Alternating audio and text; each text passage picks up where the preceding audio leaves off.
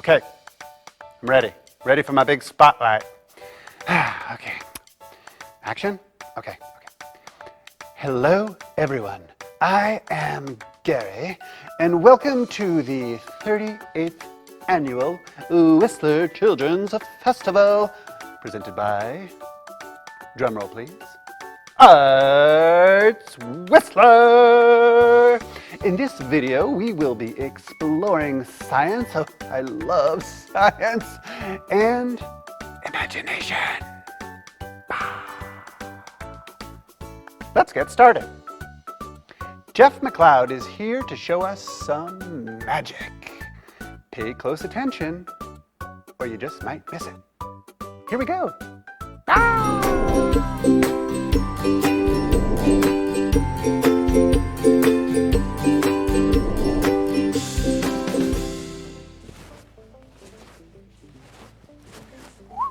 Well, hello everybody. My name is Jeff McLeod, and I'm here to show you a few tricks. So, without further ado, let's get started. So, I'm going to do a little trick with a piece of rope. Actually, it's more than just a piece of rope. I have one piece of rope here, and I have another one in my pocket. This one is a bit longer. So now we have two pieces of rope, one longer than the other. I also have a third rope, and this one's a little bit shorter. So now we have three pieces of rope. We have a small rope, we have a medium-sized rope, and we have a long rope. So, here's the illusion. I'm gonna take these three pieces of rope, and I'm gonna make them look the exact same size. On the count of three. 1, 2, 3. Ta-da! I mean, you gotta admit, it looks like three pieces of rope that are all the exact same size, but it is just an illusion. If I snap my fingers and give them a stretch, well, then it starts to look an awful like they're the exact same size. Now, I know it might be hard to follow, so here, I'll take one rope and I'll put it around my arm. We'll just use these two, we'll focus on that. If I give this one a little shake, well, now we just have one rope over here and one rope over here. We have two ropes, but they're not the same size. If I break a piece off this guy, well, then I have two pieces of rope there. They're a little bit shorter. If I give it a shake, well, now they're the same size. Which lets me do this next trick. Take two pieces of rope and turn them into a giant piece of rope right in front of your eyes. Watch close. Ta-da! All right, I cheated. No big deal. There's no other way to do it, to be honest. If I take the little piece off, well, then we have a long rope and a little rope. If I take the little rope and I put it in the middle of the big rope and I give it a little shake, well, now we're back to two pieces of rope. A little bit harder to follow. You know what? I think we can graduate on to three. Remember when we had three? I'll put that one around my neck. We'll just use these two. I'll give this a little shake. Now we're down to one rope. One rope with two ends. Now it only makes sense if you, wait, that's not right. Wait, let me take the ends. I'll put them right back on the rope. Ta-da! Now it only makes sense if you could take off the ends, you should be able to take off the middle, but that's impossible. So we won't be doing that today. I didn't bring any scissors with me. That's okay, I have my own. They're built in. So now we have three pieces of rope, all the exact same size. But that's not actually where we started. If you remember when we started, they were all different sizes. So if I give a little shake just like that, well, now we're left with a long rope, a medium-sized rope, and a short rope. Thank you. All right, now what I just showed you was sleight of hand. I'm gonna do a little more sleight of hand this time, but we're gonna do it close-up style. So I'm just gonna do some rearranging real quick. And we're gonna do a little bit of a coin trick. So, couple coins. These are American silver dollars. Watch close. These coins are actually attracted to each other. You can actually see that they're magnetic. Now, I know that seems weird, but if you look, they jump right across. The other one got away. You just go like this, you give it a little shake, it jumps right across. Now the reason that is, watch. Like I said, they're magnetic. Here, I'll do it again. Oop, actually now they're separated. Well, that was weird. Huh. Wait a second. If I have one over here and I have one over here, that's weird. We'll just use one here. I'll take this little hanky and I'll take the little coin and I'll put it inside the hanky. Watch close. Whew. It actually vanishes. Did you see it go? It went up my chest, down my sleeve, behind my pant coat. You know how that works? I cheat. I use an extra coin. Not the one on the table, actually the one in my hand over here. It's just a little bit easier to follow. Ta-da! Can I get a volunteer from the audience? Well, this is exciting. Thank you for joining me. All right, take off your tech gear there. Do you like card tricks? I love them. Perfect, because we're going to do a card trick. Great. Excellent. So this is a deck of cards. They're already shuffled. I'm going to show you. They're all different. You know, I don't use any. I don't cheat here. They're just a regular deck of cards. But what I'm going to have you do is take out a card. Okay. I want you to take any card you want. Don't let me influence you in any way. Just make sure it's a totally free choice. Okay. Any card you'd like. My fault. Sometimes that works. Hilarious. Just kidding. Any card you like. Not that one. That's not the right one I want you to take. I'm just kidding. You can take any card you want, seriously. Take a look at it, memorize it, show the camera. Now, so you don't forget the name of the card, I want you to say it over and over in your head. Like 6 of hearts, 6 of hearts, 6 of hearts, 6 of hearts, 6 of hearts. Why are you laughing? Oh. You know what? We'll have you take a different card. Probably my fault. I'll just run through the cards like this, say stop whatever you'd like. Stop. Right there? Yeah. Okay, cool. Take a card. Look at it, memorize it, show it around. My fault. Remember, they're not all 6 of hearts, right? That's kind of what we're getting at, but that's okay. Let's try this. We'll do it one more time. Okay? Just say stop whenever you like. Stop. Right there? Yeah. Keep going, or is that good? That's good. Okay, take a look at the card, memorize it, don't forget it. Okay, now. Yeah, please do. I'm gonna get you to sign your name on the card, okay? I'm gonna turn around. Well, it doesn't matter if I see it anyways, to be honest. Okay. So we'll take the card back. Give it a little flick. I'm gonna use this card box here. Watch close. Oh, thank you so much. I appreciate that, yes.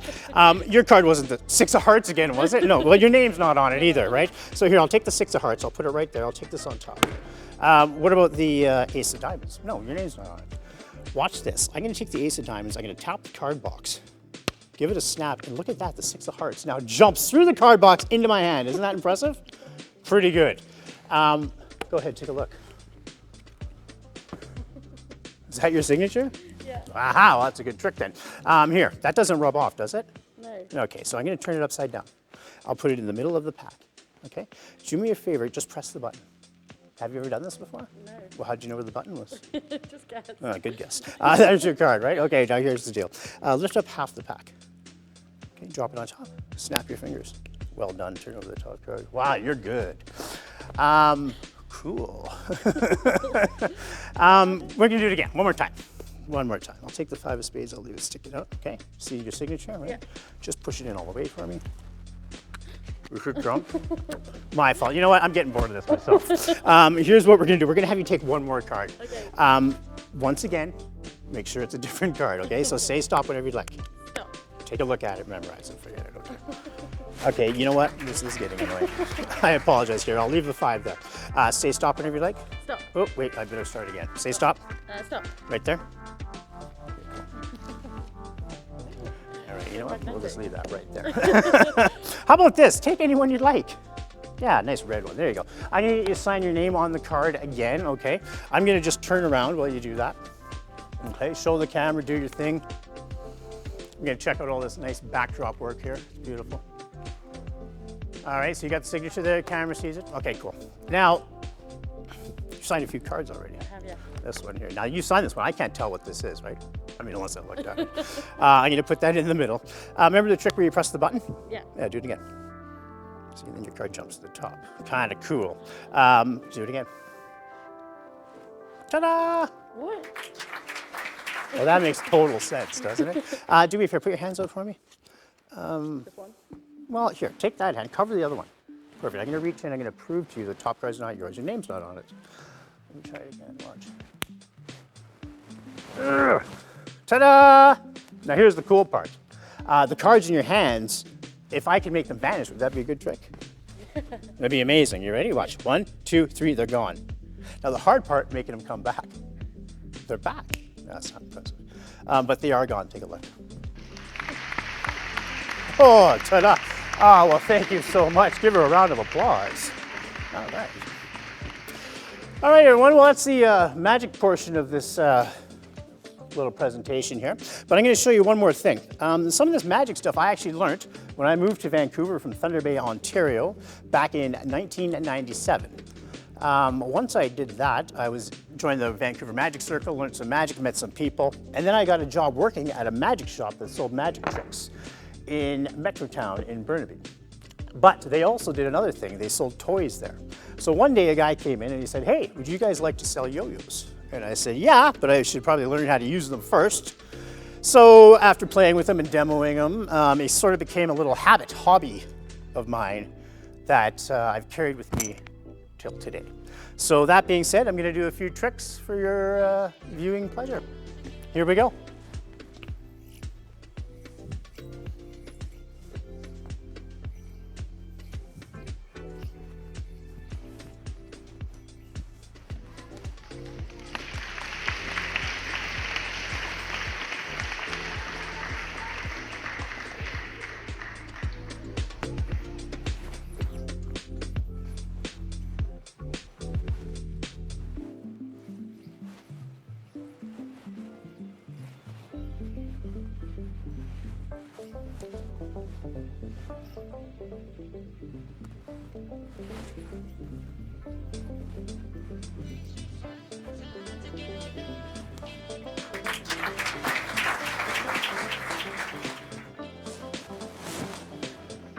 Thank you, everybody. Enjoy the rest of your day.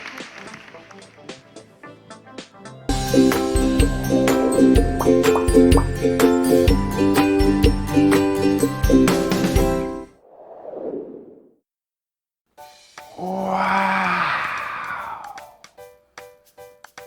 How did he do that? I may have to ask him later. Have you ever been inside a fire truck? Sparky, the fire rescue dog, who's one of my close friends, of course, is going to take us on an exclusive tour.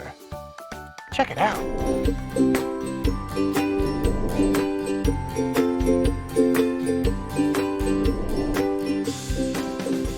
Hi, I'm Emily from Whistler Fire Rescue Service, and this is my friend Sparky. Today we're going to show you around our fire truck. All right, so firstly we have our fan. We use this to blow the smoke out of the house so the firefighters can see where they're going. Here we've got the tools that the firefighters use when they come into the house. We've got our Halligan and our axe. Oh, Sparky's having a hard time. And we also have a high-rise pack. So what we do with that is we throw this over our shoulder and we run up the stairs in case we have to go up and up to a taller building. It's pretty heavy, eh, Sparky? I think you can handle it. Oh, we have a nozzle. So these go on the end of our hose lines. We can turn them on and we can turn them off using this handle right here. We can also adjust the type of spray, so we can have a fog spray so that the water comes out in a big fog, or we can have a straight stream, so the water goes straighter and it can go farther. I bet you guys have seen one of those before. That's a chainsaw. Oh wait, Sparky, you can't start that. You're not wearing your chaps. This one's a really interesting one. This one's the one that we use when we go cut up cars. Yeah, that's pretty heavy. Hey, Sparky, you need to have backup on that one. So we've got our cutters. Whoa, you okay there, Spark? We've got our cutters and we've got our spreaders, also known as the jaws of life. I know, they're very heavy, aren't they? Do you need a hand? You got this. Good work, Sparky. Let's see what else we've got. Whoa, look at this compartment. There's lots of stuff here. Careful there, Sparky. Do you know what that is? Nope. This is called a pike pole. You can see it's got a hook, so if we need to rip holes in the ceiling to make sure that the fire didn't spread into the ceiling, we can use that. We can also use this to pierce things. It's very important that firefighters stay fit and strong. We have a lot of heavy things to carry. We have a lot of things to tear down. How about you, Sparky? You've been training? All right, give me one more, Sparky. Oh yeah, there you go, buddy. And the next thing we have is this compartment. We've got a couple of different things in here. We've got extra hose line. We've got 2.5 and 1 3/4. You can see they're different diameters of hose.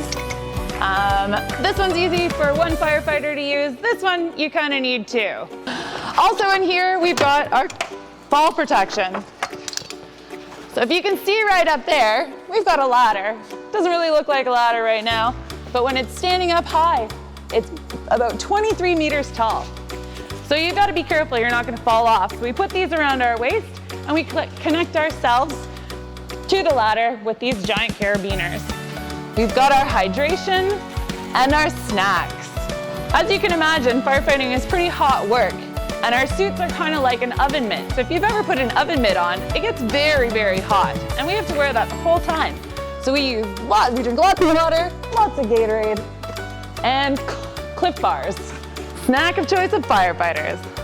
The next compartment we have is our first aid compartment.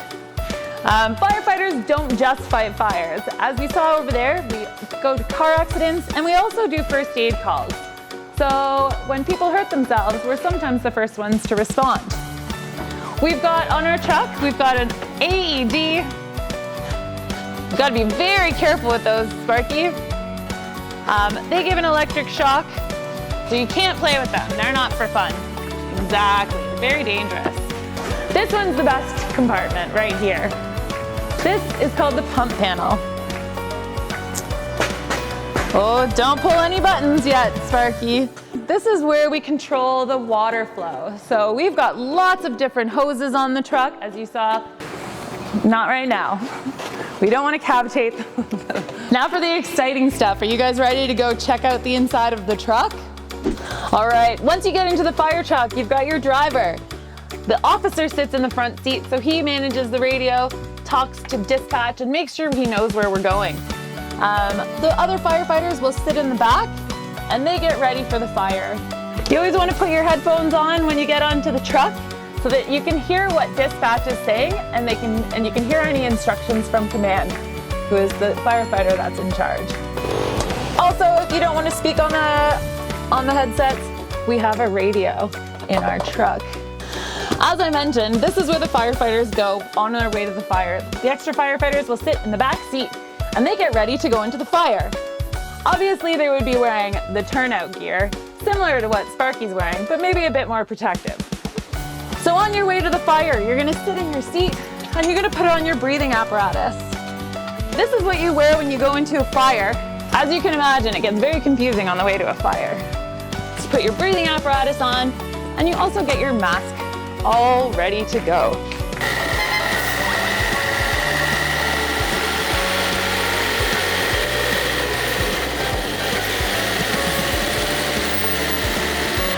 Sometimes we need to do a rescue with our big, tall ladder. We'll show you how that works.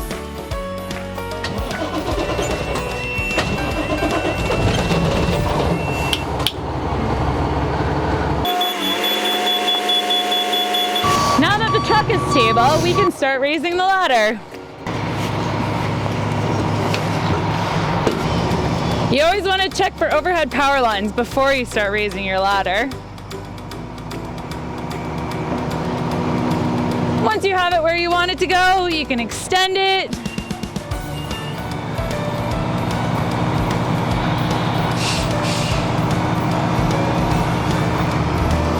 And you can even turn it around.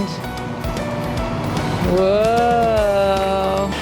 Thank you for joining Sparky and I on our tour of the Whistler Fire Rescue Hall 3. And enjoy the rest of the Whistler Children's Festival.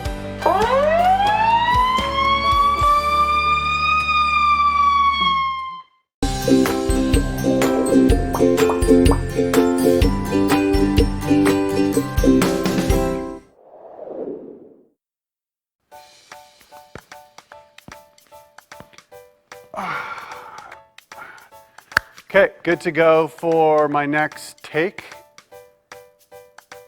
I'm sorry?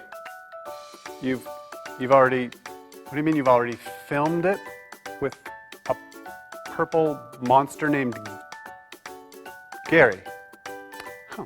Okay, well then, thank you, Sparky and the Whistler Fire Department. Up next, Professor Science and her trusty intern is back for another year of crazy science.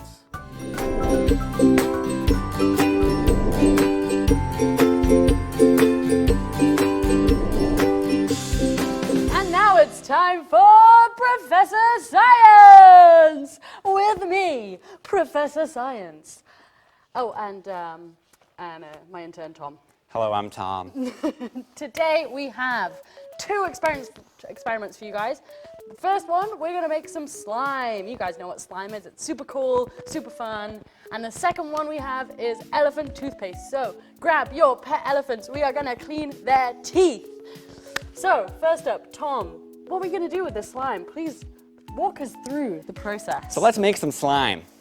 We need three main components to make slime. Number one, H2O, otherwise known as water. Number two, everyday glue. This is clear glue, you could use white glue, but the main thing is it's a polymer with carbon in it. We want the carbon. And number three is the secret ingredient, the all-star of the show, borax. Borax. Now borax comes from the element boron, Boron. and really boron is what's going to make this whole reaction happen. Star of the show. So the first thing we want to do is we want to make sure we have three liquid ingredients. So we're going to we have powder boron right now, and we want to make liquid boron. So we've already done what we need to do, and we've diluted the borax, boron's the chemical, into this water. So we have a watery borax mixture. So the first thing to go in is a little bit of water, Professor Science. A little bit of water. We'll put the full amounts on the screen here. Okay.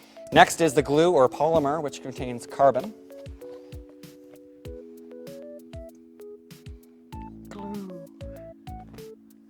So at this point you have the option. If you want to add some color, you can add some color. I prefer just plain, everyday, clear slime, maybe white slime. Colors kind of overstimulate me. But Professor Science seems to like colors, so we're going to go with green. I'm going to go with green. Like flubber. Oh. Okay. So the more you stir this first initial glue, water, and food coloring solution, the better slime you're going to get. The more the molecules are combined, the better it is. So Professor Science is going to stir this really, really, really well. Is that good enough, Tom? I think that'll suffice. Thanks, Tom. Okay, what's next? So next we want to add the borax solution. So we've mixed some borax and some water. We'll put the exact ratios of what we have to do on the screen so everyone knows exactly what we're doing. Professor Science likes to eyeball it. She thinks she's really good, but we'll give you the exact ratios. I am on the really good. screen. So, as the borax mixture's in there, we're going to stir really, really, really hard. The faster and the more we stir, the better it is. And what's happening is, basically, all the molecules are being stirred together, forming bonds. And the liquid, which normally would just pour it all over the ground, is now turning into a, I wouldn't exactly call it a liquid. I wouldn't exactly call it a solid. What would you call it, Professor Science? I would call it a slime. That's slime. Look at this. Cool. So you can see our liquid has changed states into a thicker, slimier state, I guess you would say. But the more you play with it, the thicker your slime's going to get. And if you let it sit for a while, it's going to get a lot thicker. We have some slime back here that we made earlier. That's true slime.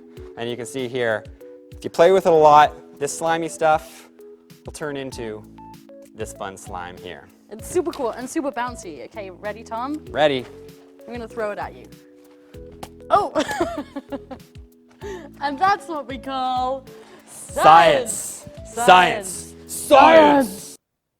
Welcome back. It's time for our second experiment, elephant toothpaste. So in this experiment, we're essentially doing the exact same opposite thing we did in our last experiment. In our last experiment, we added borax to a solution in order to bond the chemicals together.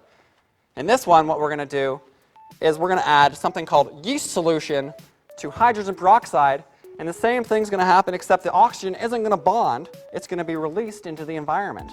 So as it comes up through our graduated cylinders here, hopefully we'll see all of the oxygen come out, and what we'll do is we'll use some soap here to catch those bubbles. It's going to explode. Okay. So Tom, do you want to explain the process for us? So the first thing we're going to do is we're going to add hydrogen peroxide to each one of our graduated cylinders.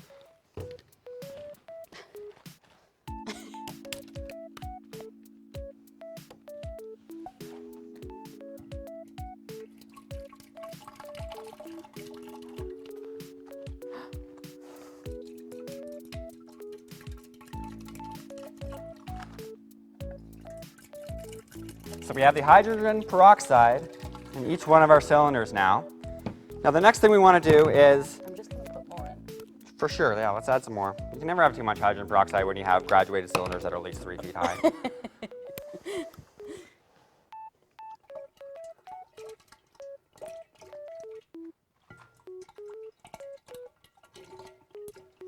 That's a lot of hydrogen peroxide.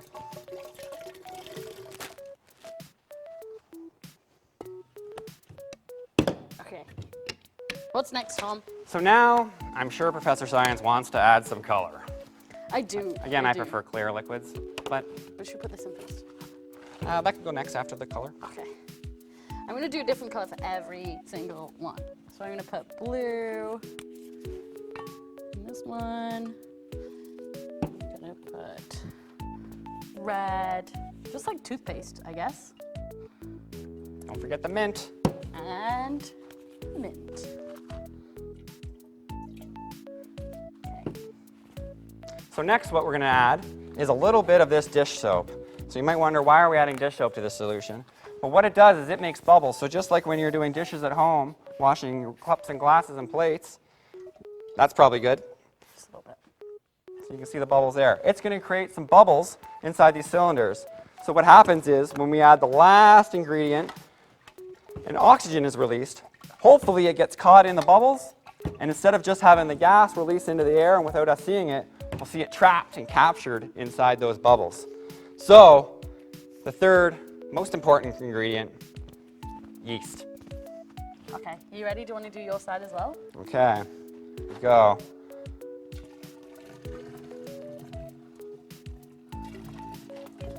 Otherwise, I know this is shit. Here it comes. Here it comes. So you can see it's taking a little while for all these molecules to combine. But what happens is, as the molecules combine with the yeast and the hydrogen peroxide, oxygen gets released out through the top, gets caught in the bubbles, and as you can see, our elephant toothpaste is coming. Looks like red's in the lead. Whoa, red wins. Whoa! So get ready to brush your elephant's teeth, because here comes the toothpaste. Add a little more in there. Whoa, cool. I wonder if this guy... So red's going really well. You can see green, not so much. Maybe a little more hydrogen peroxide in there would help. Here goes blue. Oh, whoa, blue's doing a good job. Look at this. You can see the oxygen molecules are coming up through the top of the cylinder and foaming out, as it gets caught in all those bubbles of the dish soap we put in there. And that is what we call, ladies and gentlemen and children, Science. Science. Science. Science.